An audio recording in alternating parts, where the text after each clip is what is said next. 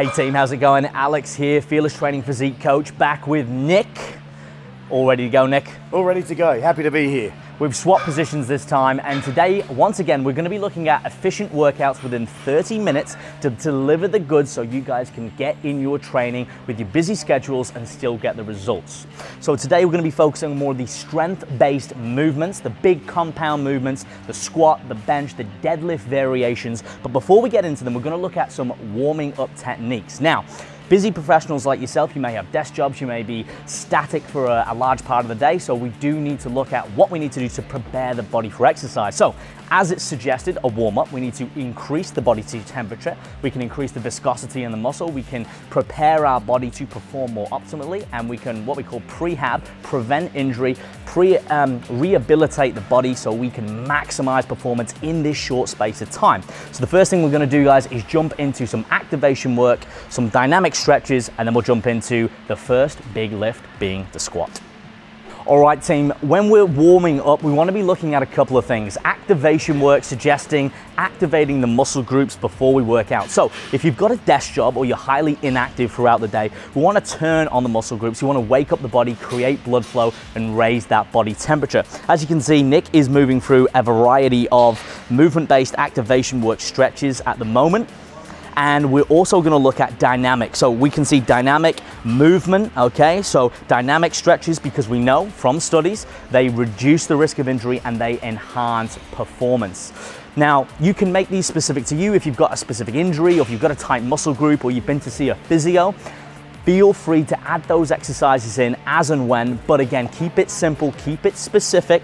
You can add banded stuff in as well if need be, and perhaps again, if you've got tight glutes, you've got certain problem areas and muscle groups, make sure you pay attention to those as well. And now what we're gonna do is we're gonna move into a sport-specific stretch. As we can see, Nick's going through more of the leg day motions because again, we're gonna be coming into a squat, so we wanna warm up those muscle groups, and then we're gonna warm up with exactly what we're doing, which is the squat. Okay, so first up is the squat. So a couple of housekeeping rules. With the squat, we're looking at more the strength-based movements. So we're gonna be looking for 10 sets of 10 reps. We wanna keep the rep range a little bit lower because it's a higher risk injury and it's a lot more fatiguing. So instead of going higher reps, we're gonna bring the reps down and we're gonna increase the sets so we can still equate that volume in the 30 minutes. We wanna be looking for anywhere between 2 minutes to 5 minutes maximum rest so we can still get all of your squats in within the half an hour timeline. Now, using a big movement like a squat is very intelligent, especially if we can do it safely, as we can see Nick doing here, because we can use all the energy systems, we can use multiple muscle groups, which means we're getting more value for our time, especially when we're short on it. So a couple of things to note is that we're using a nice solid footwear, something flat, something rigid. You don't want a running shoe, something that's gonna squash and sort of be unstable. You want something like a Converse, nice and flat, a Metcon if we're talking Nike, or worst case scenario, you can use your bare feet as well. So because we're doing squats, we're gonna warm up with squats. We're gonna work up to something where you can get your 10 reps and you can sustain it. Now, it doesn't matter if it gets a bit heavy and you have to take some weight off. The main primary focus is quality through the movement so we can activate all the muscle groups on all the energy systems throughout the reps and sets. Now, you will notice that these big compound movements are full body.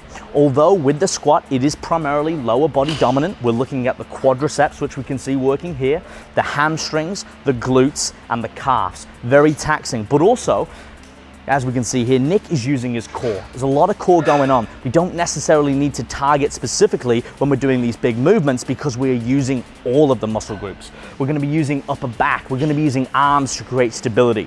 And what we're gonna look at next is a couple of bar positions and some housekeeping rules on depth and execution. Okay, a couple of notes for the squat. The first thing we need to do is set the right height. We want to make sure we can get firmly underneath the bar and clear the safeties. Also, if you are using a power rack, guys, make sure that the safeties are low enough, not too high, but also if you do fail the squat, worst case scenario, you've got the safeties there, you can get out of the squat without hurting yourself. Now, We have a high and a low bar squat. As suggested, if you have the bar higher on the upper traps, that's going to be a high bar squat. And conversely, if it's lower on the traps towards the rhomboids across the scapula, that's going to be a low bar, more of a powerlifting squat. For yourselves, if you're beginners, stick with the high bar squat, as we're going to see Nick here. And when we go into the squat, as Nick's setting up for it now, we'll see he's got a nice setup. He's firm feet on the ground. He's going to stand straight up like a leg press movement to clear the racks. He's going to slowly work his way into position. He's going to set his toes slightly out. We've got the correct width. We want to be a little bit wider than shoulders, toes a little bit out, chest up, core engaged. He's going to descend controllably. When he comes down now, we're going to see he's going to keep a nice neutral spine. He's going nice and deep. Now again, guys, it's not about going as deep as you can. It's about going down to keep a neutral spine. Once your bum starts to tuck under, that's about the lowest point that you want to be in. You want to keep the center of gravity over the heels, driving through the floor, and then explosively powering up at the same time. The chin and the head is slightly up, but not looking straight up into the sky. You want to keep that spine nice and straight. And once again, you want to keep those knees out, tracking so you can drive through the main muscle group in this exercise, which is the quadriceps. Remember to brace at the top of the movement. Inhale, swallow the breath into your core, hold it tight, and power through each rep. Okay team, now as an alternative, if you can't use a barbell, you're not comfortable using it, stay safe. As we can see here, demonstrated beautifully by Nick, we've got a front squat. So using a weight in front of the body, you can use a weight plate, you can use a dumbbell or a kettlebell, whatever you feel comfortable with or your gym has. A good gym will have any of these pieces of equipment within them.